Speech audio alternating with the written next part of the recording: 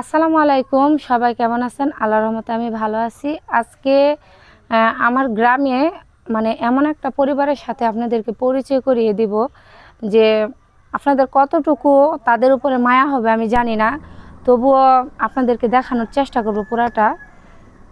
এই যে কাকা, ওনাকে আমি আরেকবার দেখিয়েছিলাম।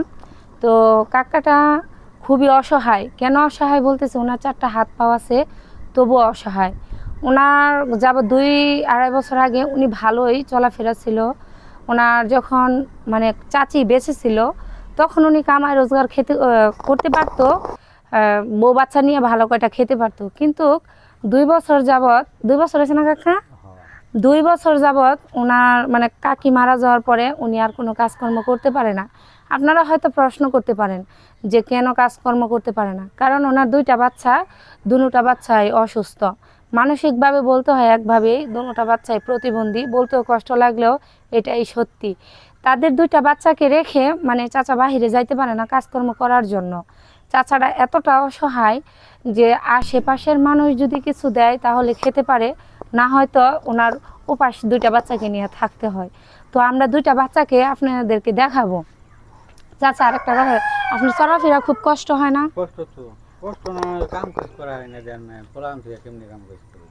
আর যেমনি তো কাম করায় আর যে কোনো কাম করায় আসলে তো হ্যাঁ, পোলাপানের জন্য উনি কাজকর্ম করতে মানে, কারণ 2টা বাচ্চা দেখার মতন পৃথিবীতে তাদেরকে আর কেউ নাই।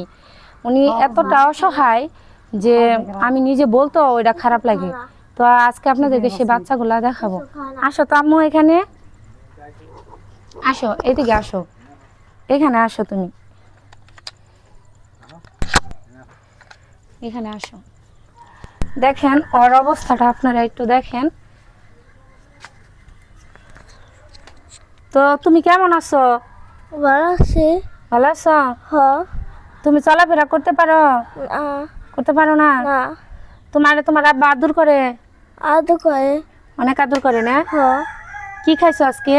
ভাত খাসি। কি দিয়া? দে দে। ডাল দিয়া? হ। দেখেন ওদের আসলে মাছ মাংস আসলে 6 মাসে বছরও দেখতে পারি কিনা সন্দেহ। আমার ব্যায়াম উঠে। ওই ডাল ভাত কচু এইগুলা লতাপাতা খেয়ে তাদের জীবনযাপন করতে হয়। যদি আপনাদের মনে আমি শেষে বলবো, এখন বলবো না। তোমার ভাই কোথায়? ঘরে। ঘরে। চলুন তাহলে আমি ওই বাচ্চাটাকে দেখাই। আসো, তুমি আস্তে আস্তে আসো।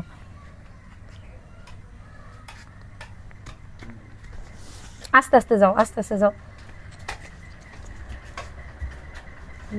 লাইট দিও। তোমাদের লাইট কোথায়? ঘরের লাইট?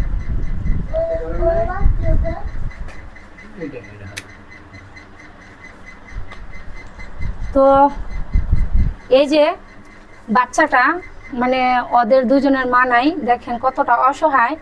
সেভাবে পড়ে থাকে, সে কিন্তু উঠতেও পারে না, কিছুই করতে পারে না। এই জন্য চাচা ওদেরকে রেখে কোথাও যেতে পারে না।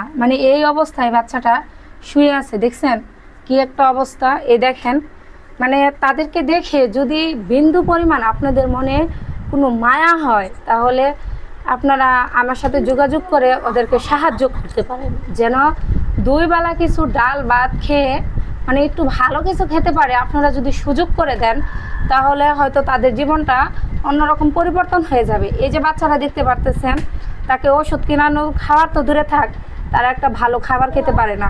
আমি এতটা দুঃখের সাথে বলবো, আমি আরেকদিন আসছিলাম, কিন্তু আপনাদেরকে পুরো সম্পূর্ণ ভিডিওটা আমি দেখাতে পারি নাই। কিন্তু সেই ভিডিওটি দেখে আমার অনেক প্রবাসী ভাই জিজ্ঞেস করছে যে ওদেরকে একটু ভালো করে দেখানোর জন্য ওদেরকে অনেক সাহায্য করবে। তো আমি সেই জন্য আজকে চলে আসছি।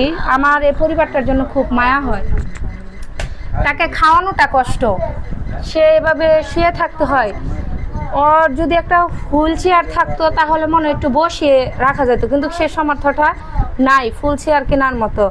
তো এই যে দেখতেছেন আরেকটা বাচ্চা, এই 2টা বাচ্চার জন্য চাচা কোনো কাজই করতে পারে না, দেখছেন। আর এ হচ্ছে চাচা, তাদের মা মারা গেছে, তাদের মা নাই। এই 2টা বাচ্চাকে নিয়েই ওনার জীবনযাপন করতে হয়। তো আসো আমরা বাহিরে যাই, আসো কাকা। হ্যাঁ, এই যে ঘরটা দেখতেছেন, এই ঘরটা কিন্তু মানে ওনাদের ঘর তো আপনারা বলতে পারেন যে এই ঘরটা কিন্তু ওনাদেরকে সরকার দিয়েছে, ওনাদেরকে সরকার এই ঘরটা করে দিছিল,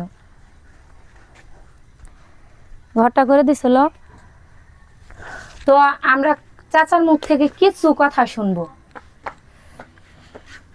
আচ্ছা কাকা, ওদেরকে যে গোসল করা নিয়ে খাওয়ানো দাওয়ানো সম্পূর্ণ তো আপনিই হ্যাঁ, করেন, সব আমার কর্মের। তাইলে ওই বাচ্চাটার যদি একটা হুইল চেয়ার দেয় তাহলে কেমন হয়? হুইল চেয়ার তো বই হারাম। বুঝতে পারে না, না, না বুঝতে দেখছেন পারে না। কতটা হ্যাঁ, ইয়া, বুঝতে পারে না। মানে ও কি জন্মের পরে থেকে এমন না? হ্যাঁ, জন্মের পর থেকে। আগে তো চাচি দেখাশোনা করছে, এখন তার হ্যাঁ, নাই। অনেক। দেখছেন, মানে আপনারা, মানে আমার প্রবাসী ভাইদের কাছে আমার একটাই রিকোয়েস্ট, কত টাকা কত দিকে আমরা নষ্ট করি, কত টাকা কত দিকে আমরা মানে যেভাবে হোক নষ্ট করে ফেলি। আপনাদের মানে ভিতরে যদি বিন্দুমাত্র পরিমাণ মায়া হয় তাহলে এই বাচ্চাগুলোর জন্য একটু সহযোগিতা করবেন, এই ফ্যামিলিটার পাশে একটু দাঁড়াবেন। আমার তরফ থেকে আপনাদের কাছে এই রিকোয়েস্টটা রইল। তো আপনার এই ভিডিওটা এত পরিমাণ ভাইরাল করবেন যে প্রত্যেকটা প্রবাসী ভাই, দেশের ভাই ওদেরকে সাহায্য করতে পারে। তো ভিডিওটা আজকে আমি এই পর্যন্তই রাখতে চাচ্ছি। তো সবাই ভালো থাকবেন, সুস্থ থাকবেন, আল্লাহ হাফিজ।